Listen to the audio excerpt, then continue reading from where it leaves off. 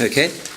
Then may we move on, please, to item 5, which is the revalidation programme, and I'll ask Bruce Keogh to talk to it. Thank you very much, Chairman.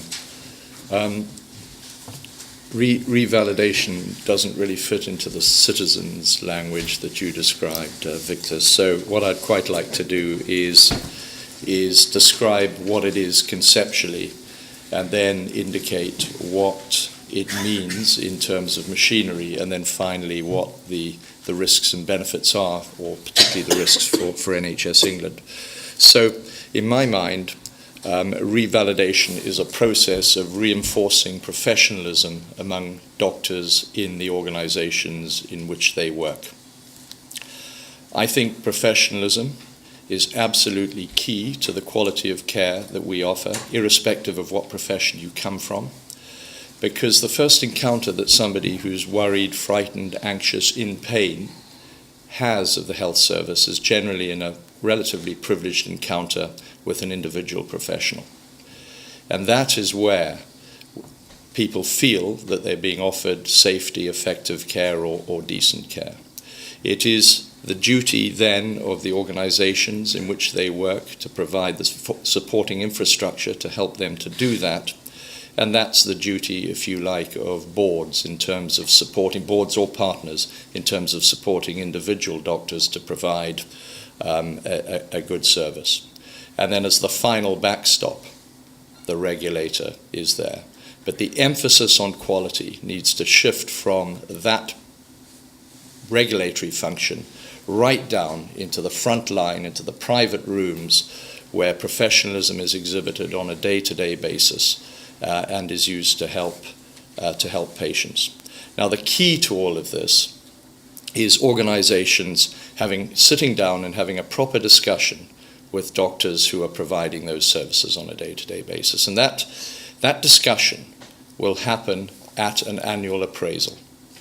Now, annual appraisals, in my view, are really key to this because it is the one time that an organization sits down with one of its major employees, if you like, and says, what can each of us do to help you to provide a decent quality of service? So there will be issues that the doctor can raise about support from the organization, and vice versa, the organization can have a significant discussion with the doctor about the quality of care that he or she is offering. Now, as a consequence of that, I think that appraisal will not only help to raise the quality of care if done properly and done in an appropriate fashion, but it will ensure that doctors are up to date, and it will reduce the risk of future problems. So it becomes not only a tool for improving quality, but it becomes a very significant tool for reducing risk to patients and to organizations and to the doctors themselves. Now, the process of revalidation is an assurance process whereby organizations assure the General Medical Council, who are the doctor's regulator, that all doctors have been through a proper appraisal process, which takes into account the quality of care that a doctor offers, the relationships that doctor has both with colleagues and with patients, and that doctor is undergoing the appropriate professional development to ensure that they are up to date in whatever area that they concentrate their activities. So the next question is, how does that happen? What is the role of NHS England? Well, the first thing to say is that all doctors need to be linked to something called a designated body, which is generally an organization, an employing authority.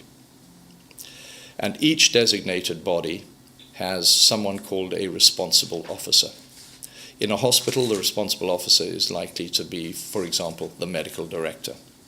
And there is a hierarchical system, which is probably best described in paragraph 8 of the paper that you have. But in essence, there are about 160,000 doctors in England. Over 99% of those are linked to NHS England. And we have 3 tiers of responsible officers. The first tier is 27 responsible officers who are the medical directors of the local area teams. And they are responsible for ensuring that there is a proper revalidation process for appraisal and revalidation process for the 42,000 doctors in primary care. The second tier of 4 responsible officers, which is at regional level, are the regional medical directors, and they are responsible for ensuring that the local area team medical directors and that other provider organizations such as trusts, that those responsible officers are conducting appropriate appraisals and can assure them that the doctors are up to date and fit to practice. And then the third tier is me as National Medical Director.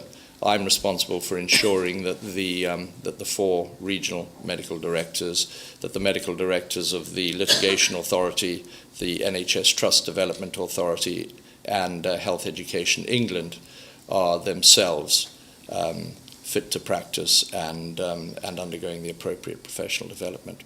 So what this really means is that doctors will undergo annual appraisals, and every 5th year there will be a very formal process which reports back to the General Medical Council to say that this doctor is fit to practice, is up to scratch and up to date. And it's that final step, the reporting, the assurance to the General Medical Council, which constitutes the process, if you like, of revalidation, or the final step in revalidation. But what it is really doing is simply assuring that there is a decent appraisal practice, which should be happening anyway in these organizations and with doctors. So pretty well all doctors in England end up in a hierarchical professional line of accountability through NHS England. The exception is approximately 1,000 doctors who work in Public Health England, the civil service, and 1 or 2 other public bodies who report into the responsible officer in the Department of Health. Now, the machinery which underpins this is quite significant, so there are big risks associated with getting this right. The first is that we need to be sure that we have the capacity in NHS England to deal with the volume of doctors who need to be appraised over a 5-year period, and that we ensure that we have processes in place that the revalidation process is consistent. So in other words, if you're in one part of the country, the quality of revalidation is the same as if you're in another. The second risk is that doctors are human, they're people, they make mistakes. And often those are genuine mistakes, which they deeply regret. They are errors of judgment. And sometimes there is a pattern in that. The concern is that somebody becomes revalidated and 2 weeks later they make a mistake, and that will raise doubts in people's minds about the validity, if you like, or credibility is a better word, of revalidation.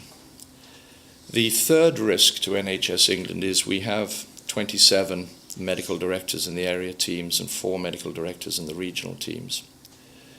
This is a lot of work. They will need to have good support to do this work. Otherwise, in my mind, there is an opportunity cost, that they will spend a lot of time focusing on ensuring that revalidation happens for the doctors under their jurisdiction, and spend less time focusing on areas such as quality improvement and the other areas that we want them to spend time thinking about and working on. So I think at the moment we have the assurance processes for the machinery in place. I don't want anybody to think that it is not fragile, but I think we can deliver. But what I would like is to be able to bring back to the board every 6 months reports of progress so that you can be reassured. Thank you. Thank you very much, Bruce. I invite comments from members of the board. No, thank you. Moira. Could I ask Malcolm, really, it's not NHS England's responsibility, but what reassurance does the public get about doctors in private practice from this process? So that's just for interest. But secondly, in all my experience in organisations which attempt to have annual appraisals of their staff, they never achieve 100%. And I just wanted to understand what, in terms of the 5-year revalidation, having missed an annual appraisal or two, might mean for an individual. I'm sorry, Moira. I think I wasn't as clear as I could have been. 160,000 doctors work in the NHS, in the private sector, in the pharmaceutical industry, in the armed forces. Some of them are locums. They cover the full spectrum of doctors in this country.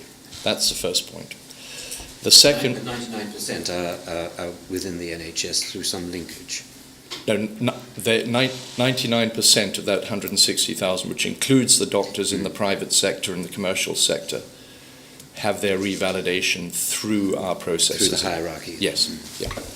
The second point is that it is the doctor's responsibility to ensure that they are revalidated. Should they fail to do so, they become unemployable.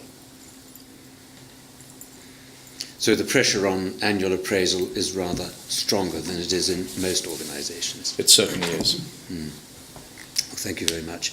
We may come back to revalidation in the report that's coming through from the Clinical Risk Committee later on. Yes. But, otherwise, may I invite the board to receive Bruce's report.